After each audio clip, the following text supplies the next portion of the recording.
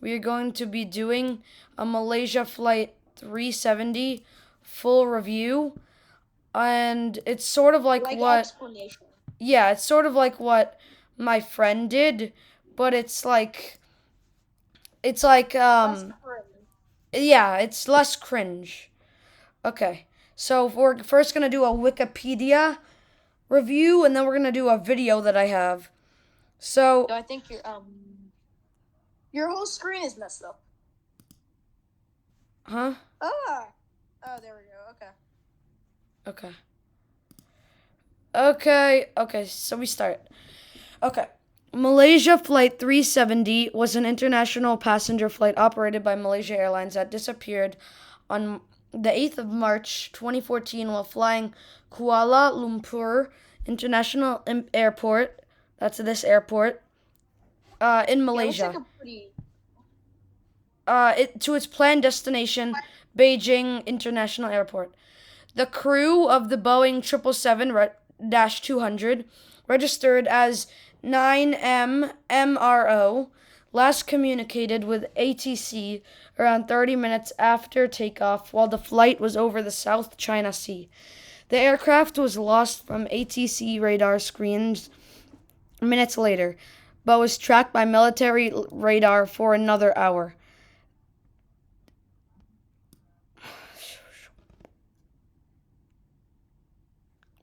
Deviating westward from its planned flight. Excuse me. Deviating westward from its planned flight path, crossing the Malay Peninsula and the Andaman Sea.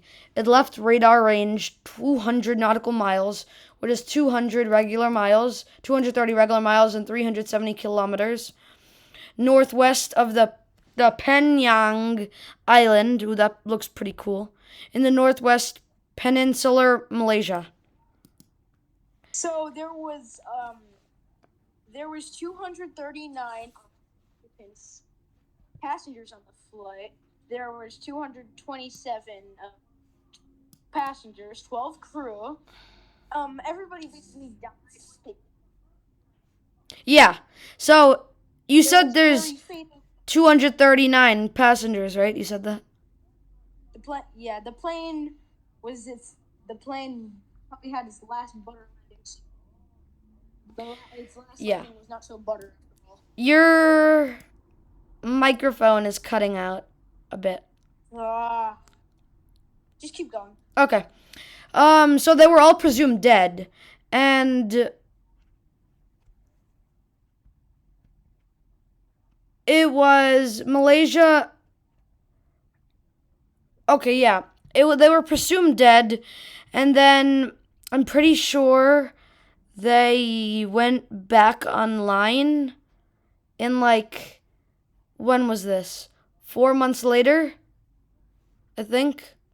3 months later, 4 months later? Yeah, I guess.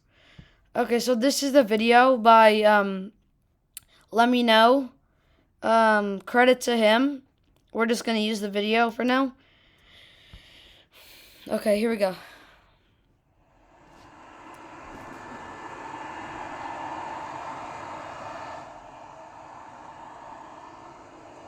So this is the 777 going into its docking place.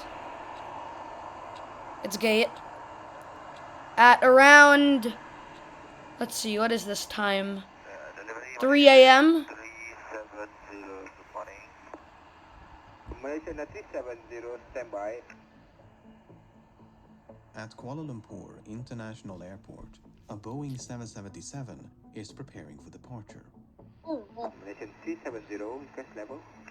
370, we are ready, requesting flight level 350 to Beijing. Malaysian Airlines Flight 370 is a daily passenger flight. Yeah, so they're going from Malaysia, Kuala Lumpur to Beijing International. 370, 3 to right of takeoff. Nice. 3 to right, Malaysia 370. 42 minutes past midnight, Flight 370 is given clearance to depart.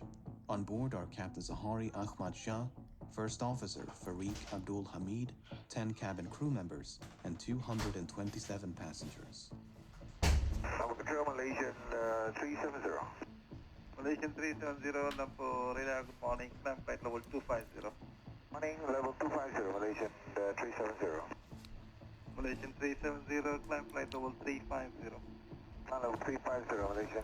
So now they're just climbing, so we can Less skip than this an hour part. into the flight, the plane is cruising over the Oh. South China Sea at an altitude of 35,000 feet. The night sky is clear, and the weather is calm. Flight 370 is then instructed to signal air traffic control in Ho Chi Minh, Vietnam, as it is about to enter Vietnamese airspace. The flight controller in Kuala Lumpur says goodnight, with no sign that anything should be amiss. So this is already, like, getting a little sketchy. Malaysian 370. It's 370, maintaining level 350. Malaysian 370. Malaysian 370, contact Ho Chi Minh 120.9. Good night. Good night, Malaysian 370. 1 minute and 43 seconds later, the aircraft suddenly vanish from radar screens at Kuala Lumpur, Ho Chi Minh, and Bangkok. This form of positional tracking depends on a signal being emitted by one of two transponders aboard the plane, and so its disappearance would suggest both transponders ceased to function, or the system was manually deactivated by someone on board. Yeah, this is getting All a little subsequent attempts sus to contact already. and ascertain the whereabouts of Flight 370 are unsuccessful. The aircraft has seemingly vanished without a trace. After missing its scheduled time of arrival in Beijing some 4 hours later, Flight 370 is officially declared missing. Since And in we the wake don't of that know announcement, what the exactly most expensive happened, search I effort. mean, like, it could have been a planned attack. Exactly. It could have. It could have definitely been that. It could have been, like, Malaysian stuff. I don't Yeah. know anything about Malaysia. Something could have happened. Someone, like, tried to hijack. I mean, yeah. You're right. You're very much right. Yeah. That's very possible. Very possible. Yeah. Are we ready? Nobody knows what happened. We have what we assumed. What we have, like, it's like if you look up some crash animations, what you see is gonna be, it's probably not correct. Yeah. What we're assuming happened from, like, data trackings, maybe the black box survived. Yeah. Could have. We don't really know. All right. But Let's I mean, continue. But I mean, like, I think they got it through the I think TWA Flight 800. They got the black box recording. I don't think they did them.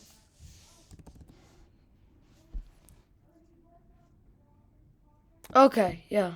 You did not see that. I didn't see anything. History Okay, is good. about to commence.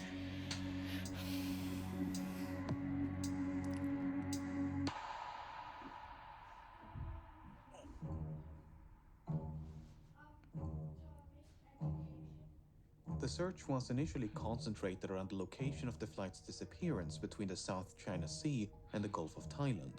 The search area was soon expanded, however, after the Malaysian military disclosed additional information. Unlike the radar system employed by air traffic control, long-range military radar does not rely on transponders but used reflectance to track the position of aerial targets. A review of the data collected by the Malaysian Oh, we could military skip this part. Oh, yeah. revealed that moments after contact with Flight 370 was lost, the aircraft had deviated from its scheduled flight path with a subtle turn to the right, followed by a prolonged turn to the left. The aircraft had then flown back towards and across the Malaysian Peninsula before turning right near the island of Penang. It maintained this northwesterly heading until it escaped the radar's coverage.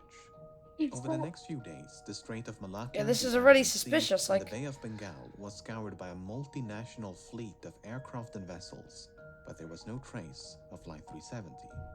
Meanwhile, investigators began to analyze the aircraft's satellite communication records. Like all modern airliners, Flight 370 was equipped with a satellite communications terminal, or SATCOM, to send and receive transmissions to and from the ground. Prior to departure, the SATCOM terminal had logged on to the satellite This is network already weird, and like- established a Yeah. connection with a ground station in Perth, Australia.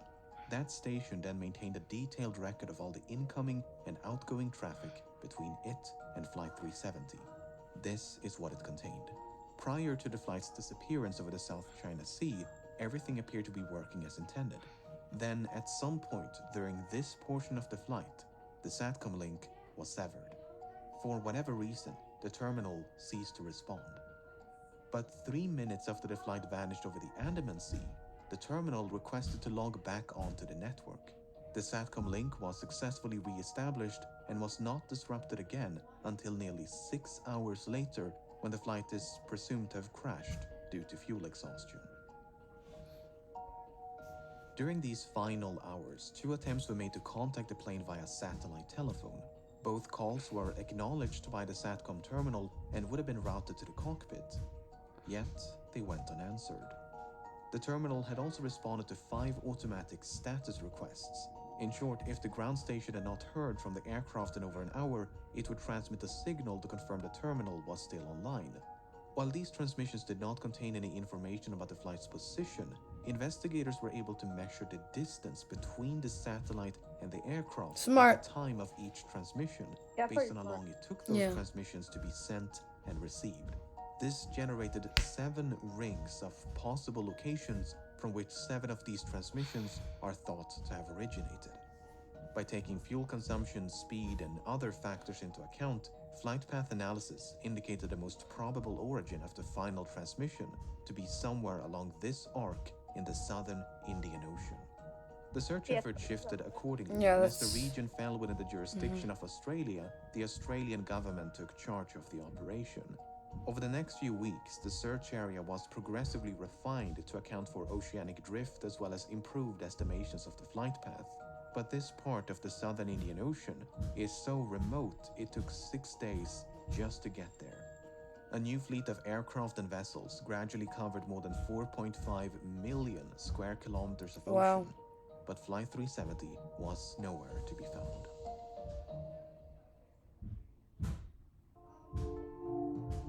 That's pretty ominous.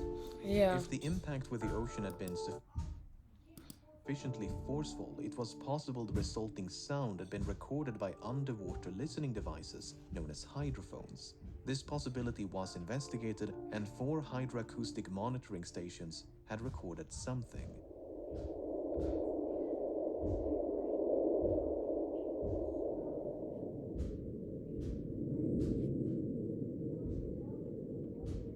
While the timing and direction of the sound were reasonably consistent with the final satellite transmission, the estimated origin was not.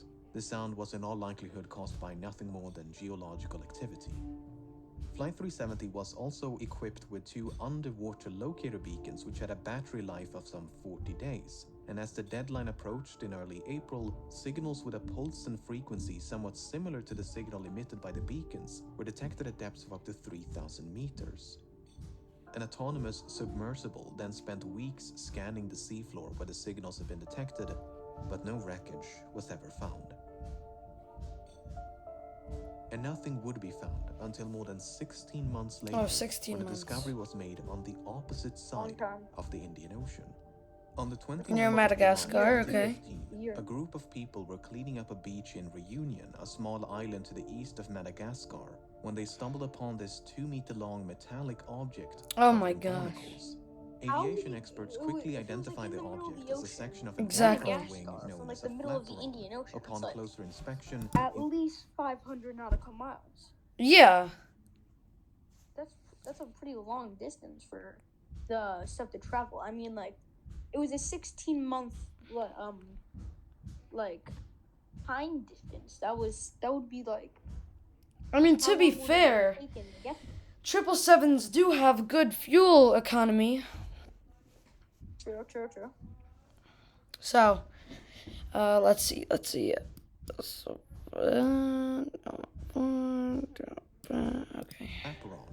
Upon closer inspection, internal markings including dates and serial numbers conclusively ascertained the flaperon belonged to Flight 370. Even though Reunion Island is some 4,000 kilometers west of the search area, and more than a year had gone by since the flight disappeared, the location was consistent with simulations of debris dispersal patterns. There was now tangible evidence that Flight 370 had crashed somewhere in the Indian Ocean.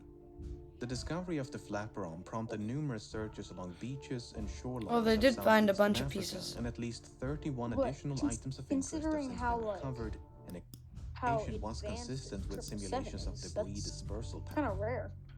What? What do you say? Considering how advanced the 777 is, that's very rare, like, stuff to, like, figure that out. Yeah. Or, like, considering searching. how advanced it is, it's very unlikely for that type of thing to happen. Mm-hmm. Maybe They it was too improper maintenance or something. empty-handed. Engines. Unless the final resting Because I place was of watching Flight an anime. 370 I was can watching be the located, animation. it It may be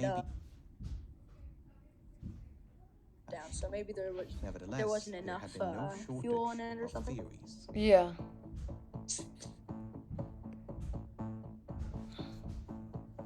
On the day of the disappearance, two of the passengers raised suspicion as they had boarded the flight with stolen passports, which immediately prompted concerns of a hijacking.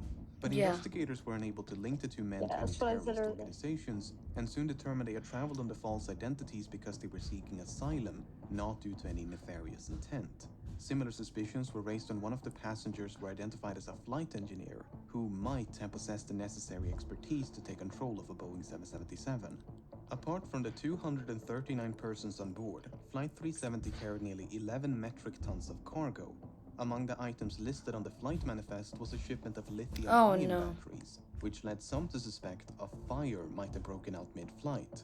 For instance, the crash of UPS Airlines Flight 6 in September of 2010 was the result of a fire that was ignited by a pallet of lithium-ion batteries. Another potential source of ignition would be an electrical malfunction. The crash of Swiss Air Flight 111 in September of 1998 is thought to have been caused by a fire within the electrical Well, what do you Sound, expect? It has a freaking back engine. What do you want it to do? Not crash? Like, Yeah, they when they were cleaning up the beach, one of the parts of the wreckage they found was they found a bag, one of the passengers' bags. oh wow. Yeah. For the Swiss Air? No, from the Malaysian Airways flight. Oh, okay. The cockpit. The fire damaged and disabled multiple avionic systems, including the transponders and SATCOM. Towards Malaysia to attempt an emergency landing at the nearest suitable airport. But no such attempt was ever made. Instead, Flight 370 kept going and remained aloft for another 6 hours.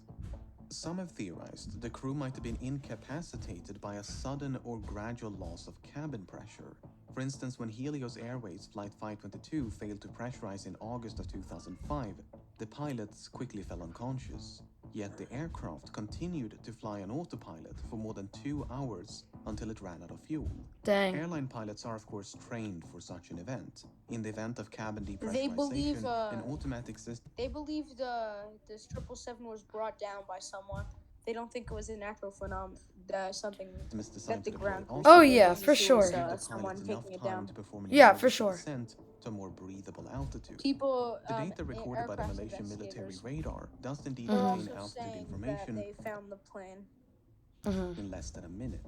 Attempts to recreate these maneuvers 1,000 feet nosedive by more than 15,000 feet before making a 50,000 feet nosedive in less than a minute. Oh, Attempts to recreate these that must maneuvers have on a felt flight so simulator weird. were unsuccessful, and thus the Like when you data go was up deemed and down in inaccurate a roller and coaster, your unreliable. stomach feels so weird with the drop. Oh yeah. That must have If been Flight so, 370 like, did lose cabin pressure at 35,000 feet, and the pilots were incapacitated before descending to a more oxygenated altitude, it might explain why the aircraft remained aloft for as long as it did. What is a bit more difficult to explain, however, are these alterations in heading.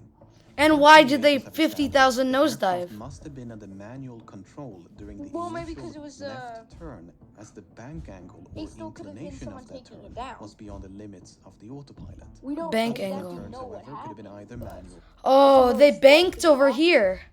They banked over here, so that leads that the autopilot couldn't have done it. So the pilots must have done it. Or someone,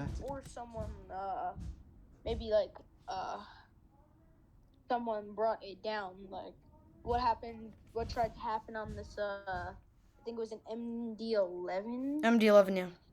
There was, it was a cargo plane. I think it was one of, like, the the crew But for on the it. autopilot Yeah. to have made They these tried course to corrections, pull someone the with the pilots and requisite take the plane knowledge down. must have Oh, wow. piloted it to do so. Of course, they The didn't do only it. other Yeah, of alternative course. is that the aircraft They was in fact survived. It was a under manual control. really cool episode of Mayday. Mm-hmm.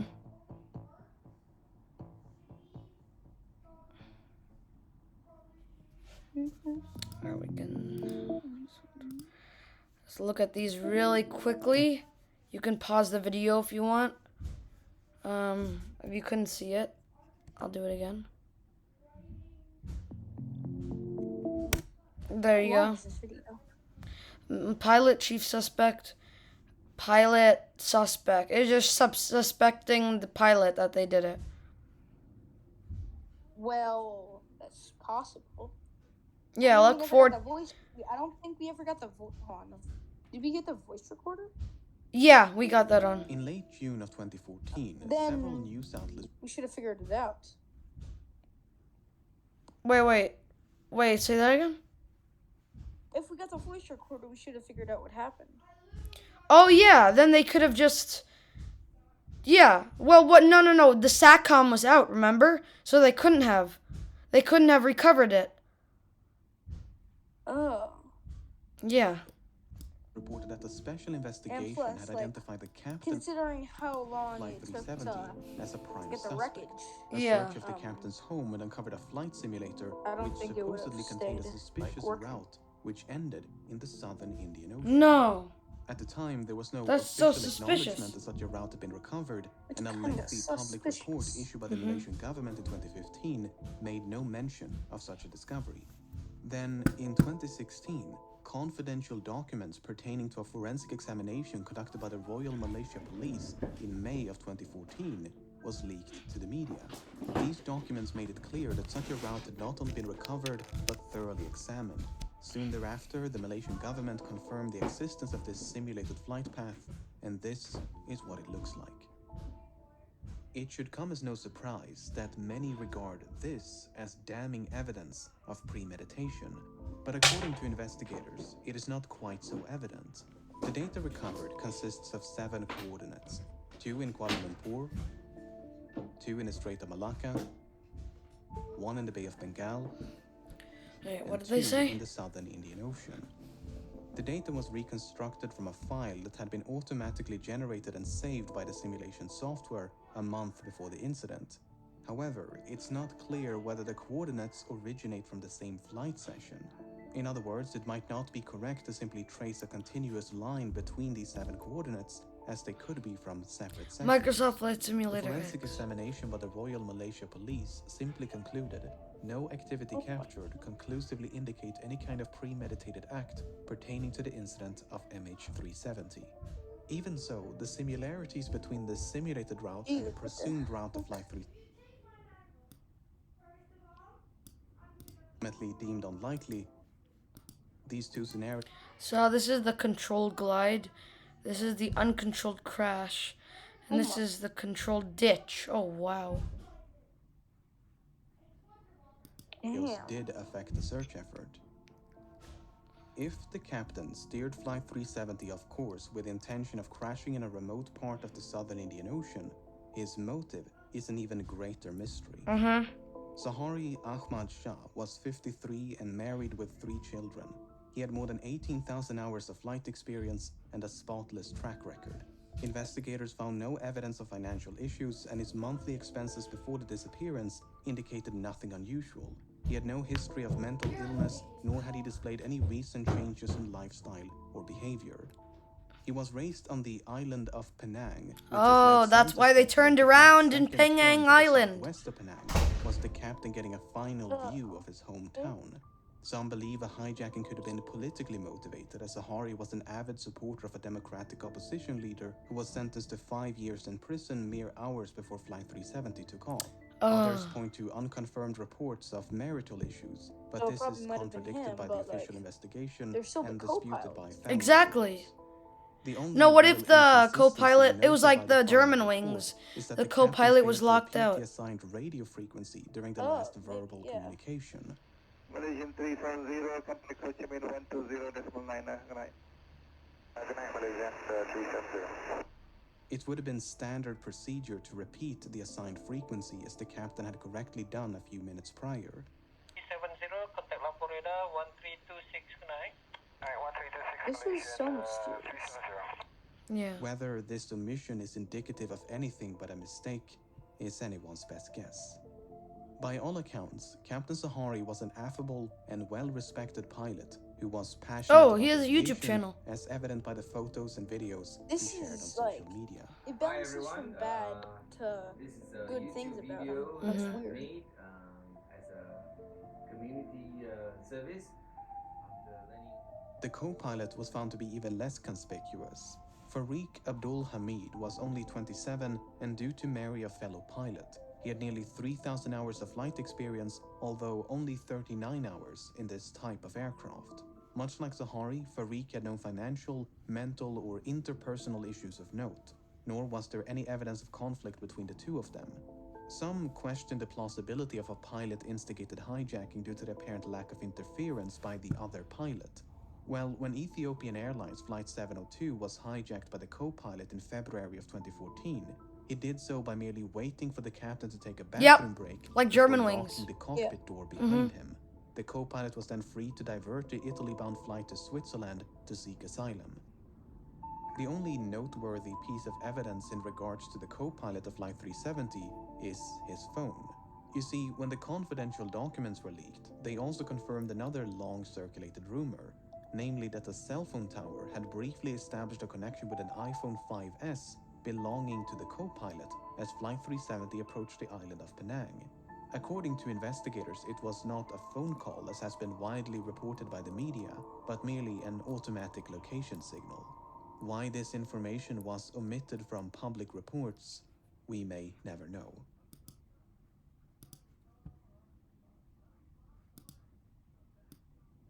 Flight path seems suspicious.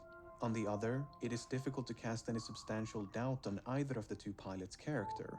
It is equally difficult to deny a hijacking is consistent with the available evidence.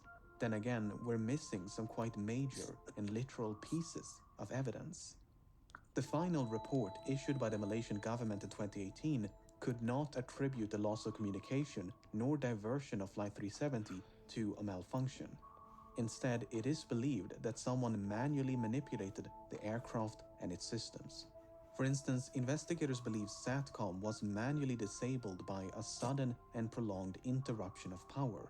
Then, once power was restored, the terminal simply rebooted. Likewise, the alterations in heading are believed to be the result of manual inputs. With that being said, the uncertainty of these findings are repeatedly emphasized due to the limited evidence available, and the report does never explicitly a crash site much further north than the region Christmas identified Island, by yeah. the official investigation. While a surface search of this area was conducted about a week after the disappearance, the underwater phase never reached this far north.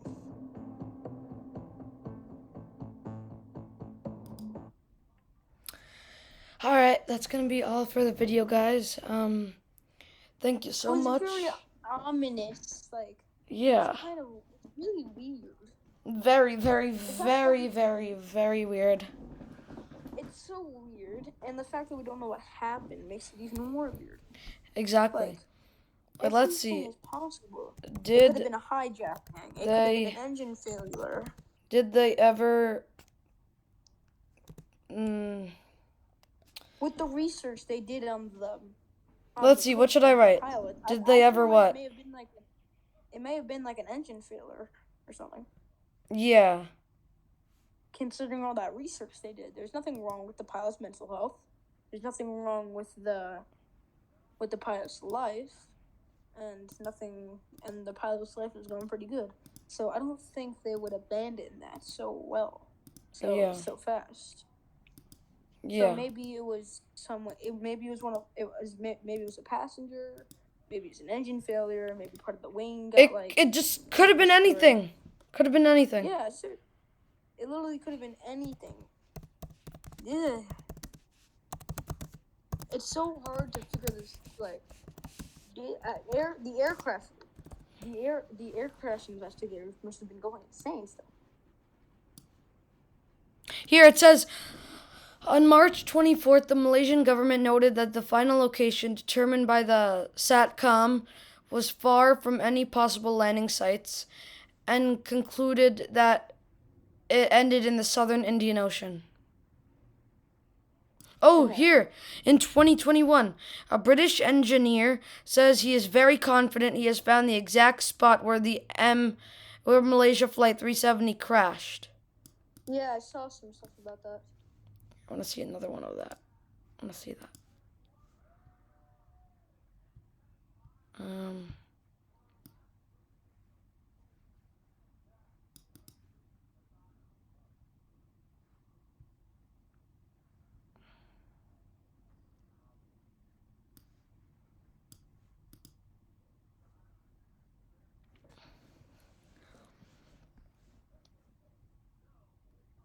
Must have been something really bad for like all this stuff to happen. So it says this is where the